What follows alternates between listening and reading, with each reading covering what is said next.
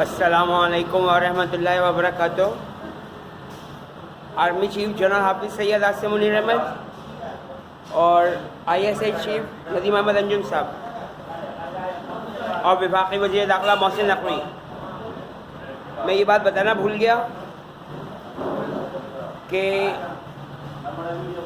جاتی عمرہ میں جو شریف کمپلیکس کے ساتھ جو شریف سٹی ہے اور جہاں کھانے کا ہوٹل ہے چھوٹا سا، تو وہ جو بلڈنگ ہے جس میں ہماری یہودی کمیونٹی کی تعمیرات ہو رہی ہیں، تو وہ بلڈنگ جماعت اسلامی کے ایک یہودی کی ملکیت ہے،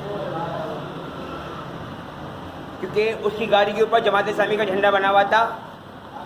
اور الیکشن کمیشن آف پاکستان سے درخواست ہے کہ جماعت اسلامی والوں سے یہ کہا جائے کہ بھائی صاحب، آپ یا تو اپنی پارٹی سے دو کام آپ کو کرنے ہوں گے.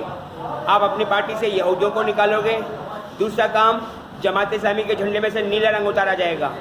جماعت اسلامی مطلب مومنین مسلمان کی جماعت، اور مومنین مسلمان کی جماعت میں ہرا رنگ اور سفید رنگ ہونا چاہیے، نیلا رنگ نہیں ہو سکتا. جماعت اسلامی کو اپنے جھنڈے میں سے نیلا رنگ اتارنا ہوگا. اسی لیے منور حسن صاحب جو ایک سید زادہ مسلمان تھے اور مومن مسلمان تھے، ان کو کرونا وائرس کے حال میں شہید کر کے جماعت سے نکال دیا گیا، اور بعد میں سراج الحق کو امیر جماعت اسلامی بنایا گیا. اور امیر جماعت اسلامی سراج الحق اس وقت مولانا فضل الرحمان کا ساتھ دے رہے ہیں، اور مولانا فضل الرحمان ہماری یہودی قریشی کمیونٹی کے داماد ہیں.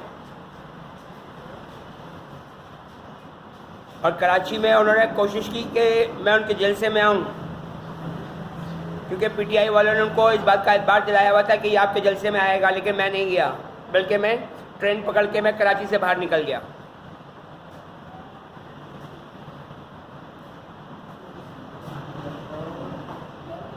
کیونکہ مجھے مسلمانوں کی طاقت بننا ہے، یہودیوں کی طاقت بننے کا مجھے شوق نہیں ہے.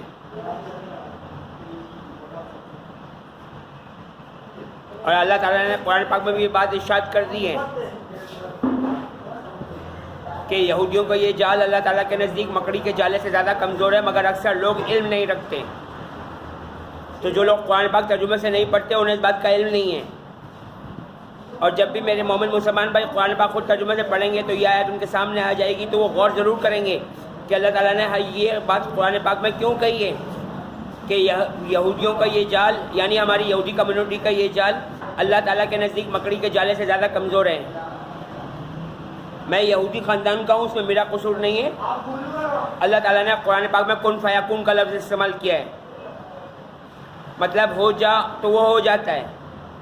اللہ تعالیٰ نے مجھے یہودی کمیونٹی میں اس لیے پیدا کیا کہ میرے ذریعے یہودی پوری دنیا میں ذلیل و رسوا ہونا شروع ہو گئے ہیں، اور یہ اللہ تعالیٰ کا احسان ہے، ورنہ میں اس قابل نہیں ہوں. اللہ تعالیٰ کا لاکھ لاکھ شکر ہے کہ میری وجہ سے اور اللہ تعالیٰ کے احسان کی وجہ سے انڈیا کا نریندر مودی یہودی، برطانیہ کا رشی سونک جو وہاں کا وزیر اعظم ہے وہ یہودی، اور امریکہ کا ڈونلڈ ٹرمپ یہودی، یہ سارے ذلیل و رسوا ہو رہے ہیں. ان ساروں کو عدالتوں میں گھسیٹا جا رہا ہے اب کہ بھائی پاکستان سے اس بندے کے بارے میں ہم نے تمام ڈیٹیل لے لی ہے، تو پاکستانی گورنمنٹ نے اس کے بارے میں بتا دیا کہ ہاں بھائی اس کے بارے میں قرآن پاک کی سورہ نور سے عمران خان نے آیات غائب کروائی ہے، اور یہودیوں نے.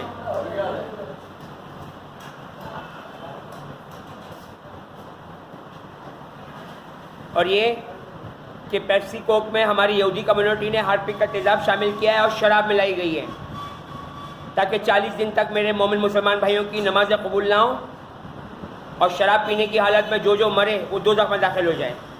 کیونکہ قرآن پاک کی آیات کا ترجمہ ہے کہ اے مومن مسلمانوں، تمہارے اوپر شراب، جوا مطلب کرکٹ اور دوسرا جوا، اور 5 سے مطلب لڈو، اور بتوں کی پلیدگی، یعنی ہر طرح کے بت، چاہے وہ زمان پارک میں بنایا گیا عمران خان کا مجسمہ بھی ہو، سب کی پوجا حرام ہے.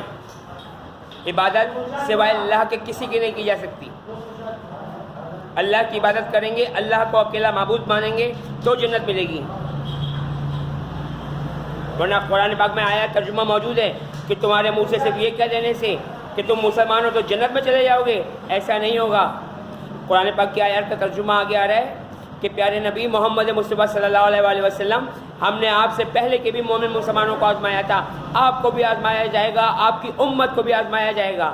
تو جو ان میں سے مسلمان سے کافر ہوا اور کافر حالت میں مر گیا، اللہ تعالیٰ کو زمین میں تنگ نہیں کر سکتا، نہ اللہ تعالیٰ سے جدا ان کے کچھ حمایتی، انہیں عذاب پر عذاب ہوگا۔ قرآن پاک میں ہر چیز کا جواب موجود ہے۔ میرے رب نے قرآن پاک میں بات ارشاد فرما دی ہے کہ اس میں ہر بات کھول کھول کر بیان کر دی ہے۔ تو جو کوئی قرآن پاک کی پیروی کرے اور حضرت محمد مصطفیٰ صلی اللہ علیہ وآلہ وسلم کی سنت یعنی حدیث کی پیروی کرے، اللہ تعالیٰ نے قرآن پاک میں کہہ دیا ہے اسے میں جنت میں ڈال دوں گا۔ اور جو اللہ تعالیٰ سے ڈرے گا تو قرآن پاک کی آیات کا ترجمہ ہے کہ اس کے لیے جنت میں 2 باغ ہیں اور ایسی حوریں ہیں جن کو نہ کسی جن نے دیکھا، نہ کسی نے انسان نے دیکھا، ہر طرح کی آلودگی سے پاک ہیں۔ تو جو ہر طرح کی آلودگی سے پاک ہوں وہ اچھی ہیں، یا ہماری یہودی کمیونٹی کی شوکت خانم کے بیٹے عمران خان نے بنی گالا اور زمان پارک میں جو خرافات پھیلا رکھی تھیں، لواتر لونڈے بازی پہ لگا دیا، زنا پہ لگا دیا، گالم گلوچ پہ لگا دیا نوجوان نسل کو۔ آج نوجوان نسل اللہ معاف کرے قرآن پاک سے بیزار ہو چکی ہے، اور قرآن پاک میں آیت ترجمہ موجود ہے کہ تم میں سے جو کوئی بھی اللہ کی آیتوں سے بیزار ہوا تو یاد رکھنا اسے میں ضرور بالضرور دوزخ میں ڈالوں گا، مگر یہ کہ لوگ توبہ استغفار کر کے اصل دین اسلام پر واپس ایمان لے آئیں اور اللہ تعالیٰ کے ساتھ کسی کو شریک نہ بنائیں، تو اس کے لیے جنت کا وعدہ ہے۔ اللہ تعالیٰ امت مسلمہ کو اپنی پناہ میں رحمت میں حفاظت میں رکھے اور دوسرے مذہب کے بے گناہ مردوں عورتوں بچوں بوڑھوں کو بھی۔ آمین یا رب العالمین الرحمن الرحیم۔ اللہ حافظ۔